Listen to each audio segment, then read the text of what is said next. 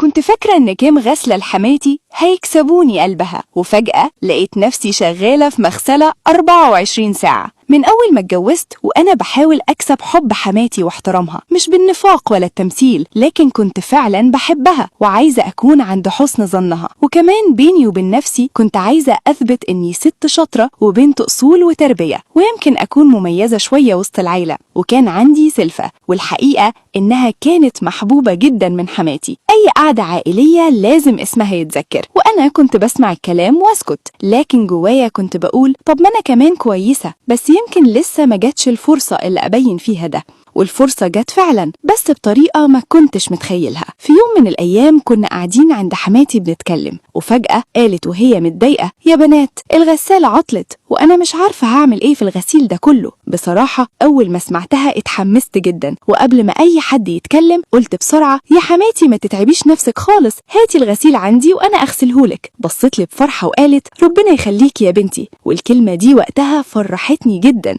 تاني يوم بعتت شوية هدوم، غسلتهم ونشرتهم وظبطتهم على الآخر. بعدها بيومين لقيت تليفون: يا بنتي لو فاضية أبعتلك شوية غسيل؟ قلت أكيد، وبعتت. وبعدين بعتت تاني، وبعدين تالت، وبعدين رابع، وبعدين الموضوع بقى شبه الاشتراك الشهري. بقيت أصحى الصبح ألاقي أكياس عند الباب، هدوم وملايات وستاير. كنت بشغل الغسالة الصبح لحد بالليل، وفي الأول كنت مستحملة ومبسوطة، لكن مع الوقت بدأت أتعب، خصوصا لما اكتشفت إن